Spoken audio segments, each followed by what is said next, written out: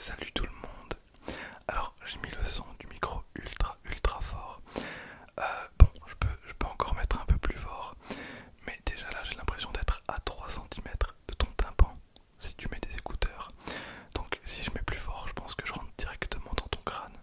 Alors autre chose, cette vidéo n'est pas du putaclic, hein, vraiment pas. Donc je vais vraiment vous présenter des cartes qui sont interdites à la vente, des cartes qui sont interdites à la vente. Donc vous savez comment ça se passe. On va passer après sur un setup beaucoup plus adapté, hein. Ça sera le setup ouverture de cartes, présentation tout simplement.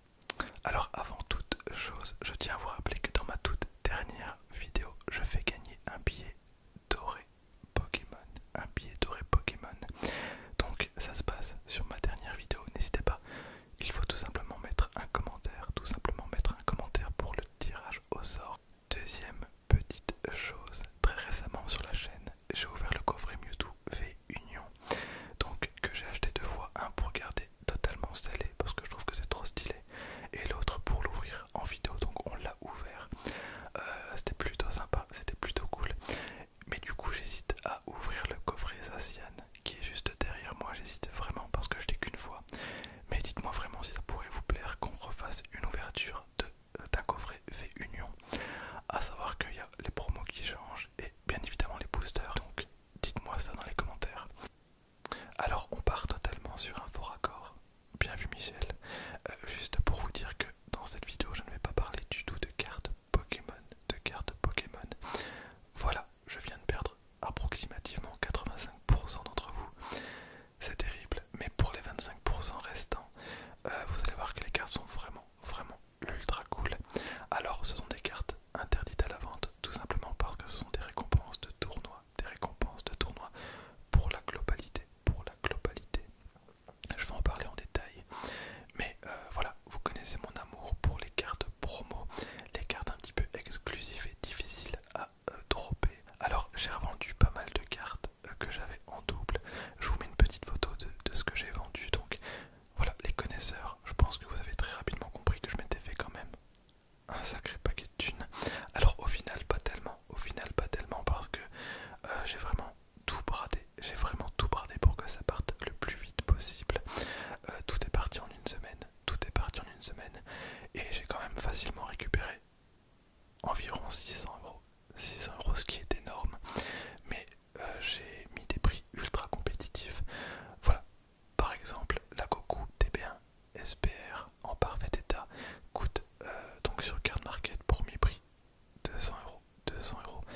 Je les ai toutes vendues à 120 €, à 120 balles. Voilà, et ce qui fait qu'elles sont toutes parties tellement vite, toutes mes cartes sont parties tellement vite. Mais bon, ça me permet d'investir un petit peu dans la chaîne. Alors avant toute chose, je vais rapidement vous présenter donc ma farde promo. Parce que c'est vraiment donc ma farde préférée. On me demande très souvent de présenter ma collection de cartes Pokémon, mais il faut savoir que ma collection Pokémon est beaucoup moins aboutie que celle de Dragon Ball Super Card Game. Alors je vais essayer d'aller relativement vite parce que je me connais par cœur et je pourrais vous parler de ça pendant des heures et des heures, vraiment tellement chacune de ces cartes me rappelle des souvenirs tout simplement. Voilà, alors pour vous remettre dans le contexte, lors de tournois Dragon Ball, en fonction de notre classement, on gagne un certain nombre de boosters Dragon Ball. Moi au tout début j'étais vraiment nul à chier, donc je gagnais toujours un booster, c'était le booster de participation, et à moins d'être dans le top 3, généralement tout le monde gagnait un booster, et dans ce booster on n'avait qu'une seule carte, et donc avoir toutes les cartes promo c'était très compliqué, il fallait faire beaucoup de tournois ou alors les racheter à d'autres joueurs, mais c'était quand même des cartes qui coûtaient relativement cher. Alors ici en haut à gauche vous avez la toute première carte promo de Dragon Ball Super Card Game, suivie de la deuxième, troisième,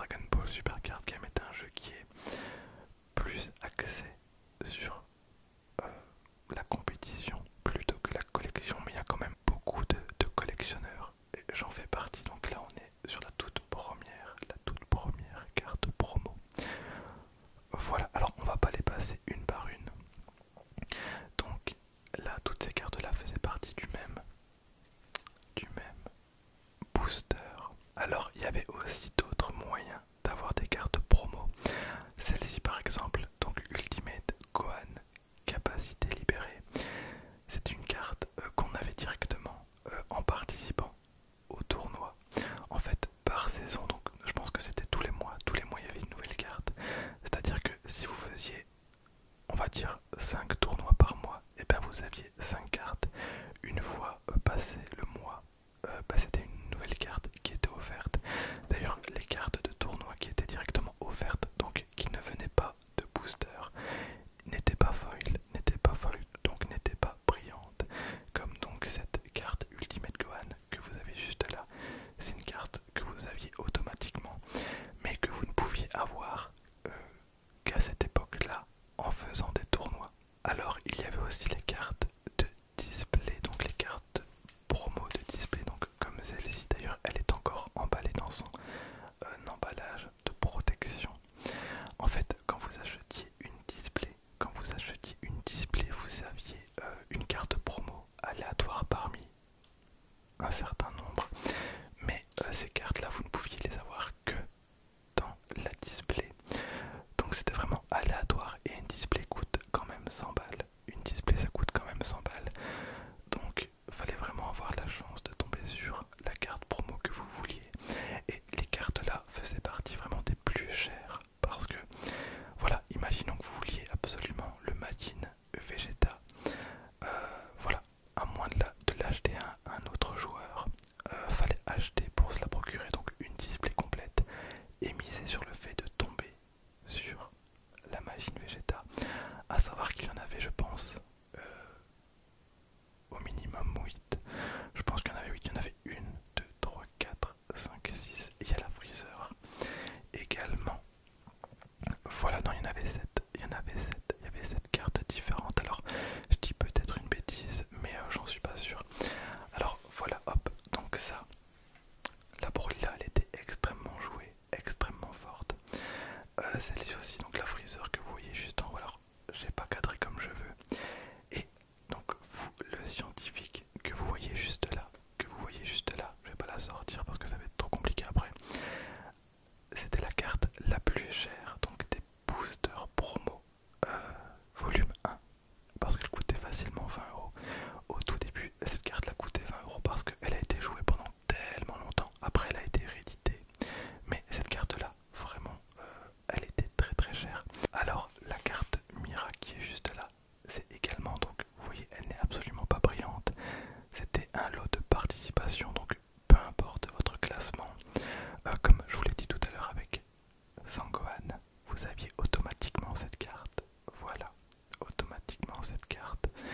Et parfois elles étaient ultra fortes, et parfois elles étaient absolument pas jouables. Celle-là, je vais vous la montrer parce qu'elle est magnifique. Elle est magnifique. Hop. On a Freezer, le mâle grandissant. Alors non seulement cette carte n'était pas forte, mais en plus elle a eu un errata, donc faut pas vraiment tenir compte du texte que vous voyez là parce qu'il a changé. Il a changé, donc Freezer le mâle grandissant, une carte incroyable. Alors là il me manque 2 cartes parce que c'est pas la carte, ça c'est une réédition, c'est un reprint avec un autre artwork. Il me manque 2 cartes.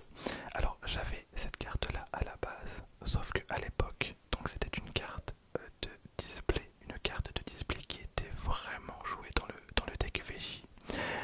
Et j'en avais eu 2 et elle coûtait 40 balles. Et comme je m'en servais pas, je me suis toujours dit bah c'est pas grave, je la récupérerai en temps voulu quand elle sera plus jouée et qu'elle coûtera beaucoup moins cher que 40 balles. Sauf que bah j'ai jamais retrouvé. Sauf aujourd'hui, je vais pouvoir vous la présenter parce que je l'ai retrouvée.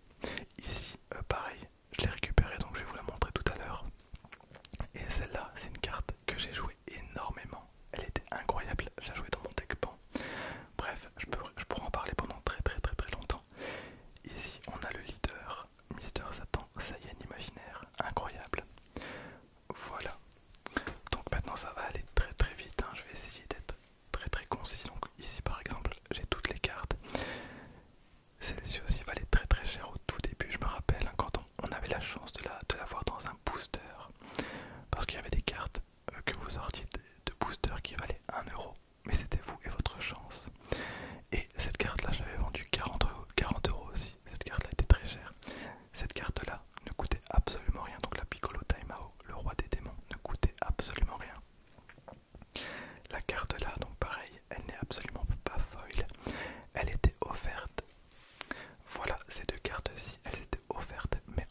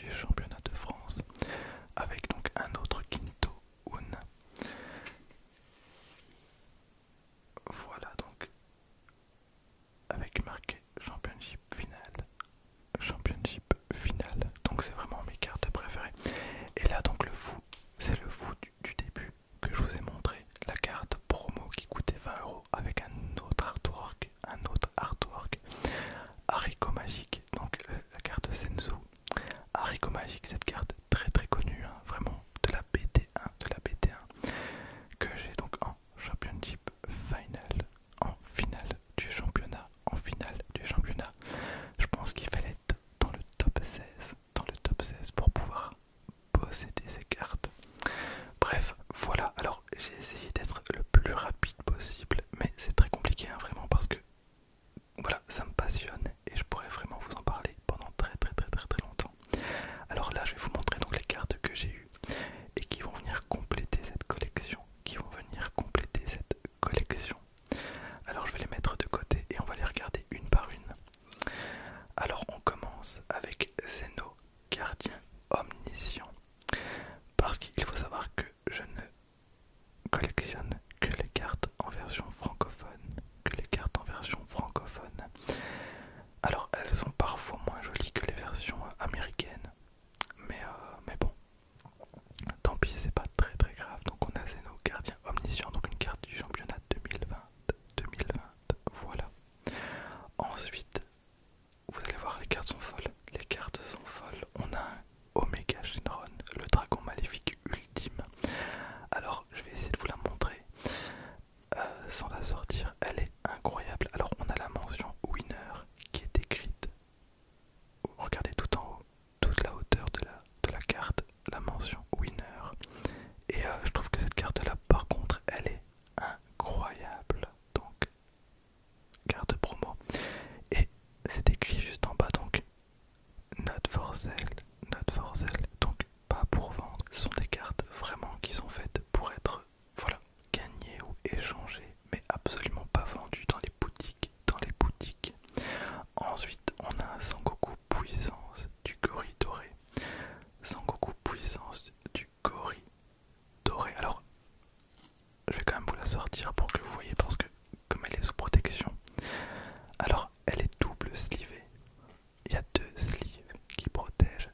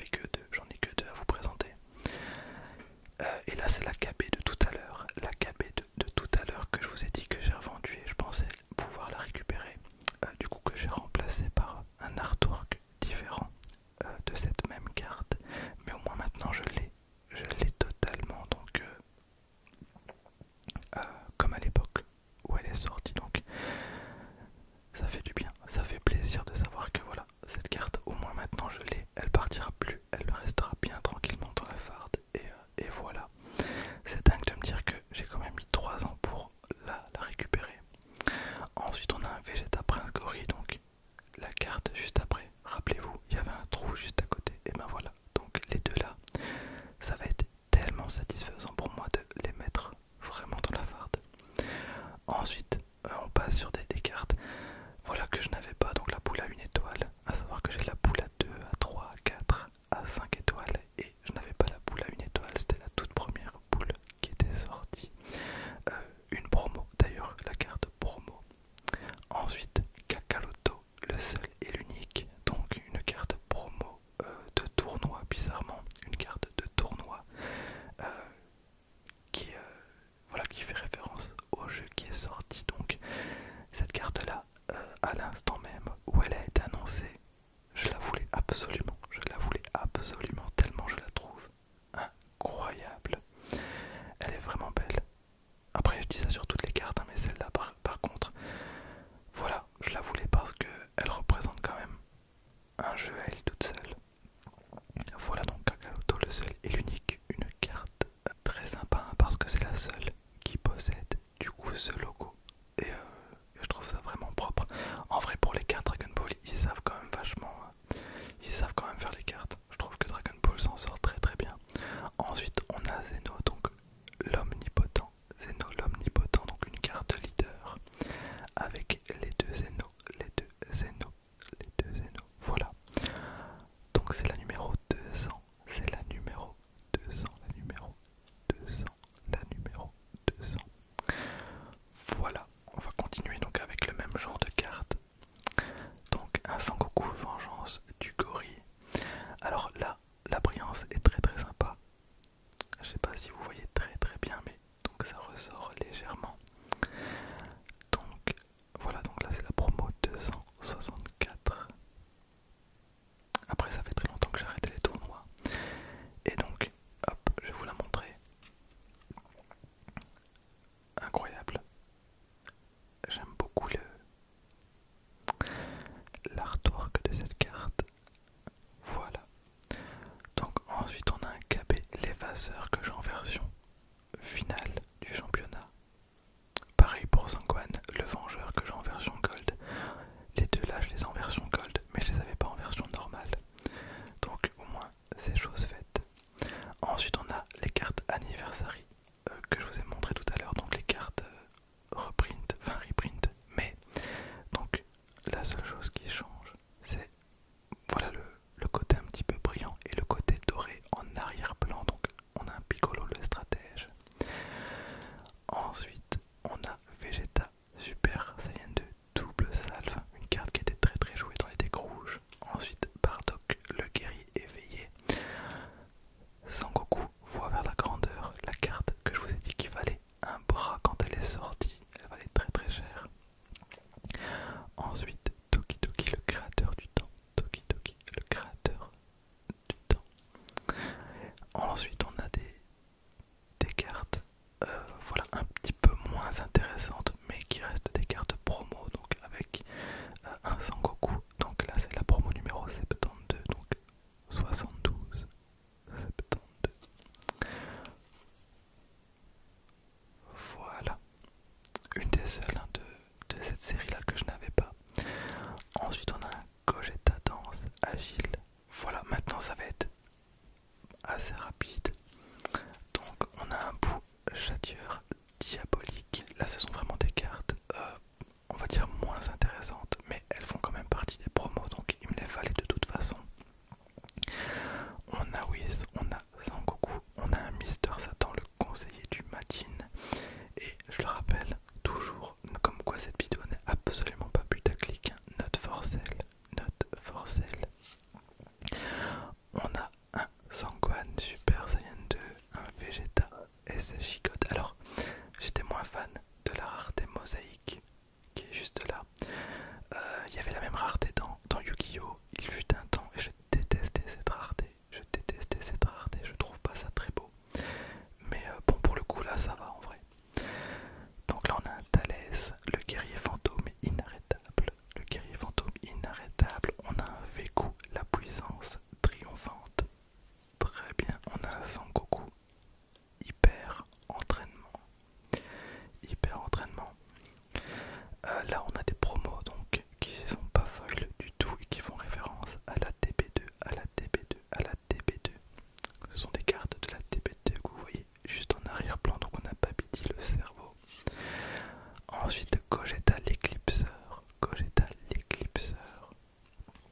Super Baby 2, conclusion vengeresse.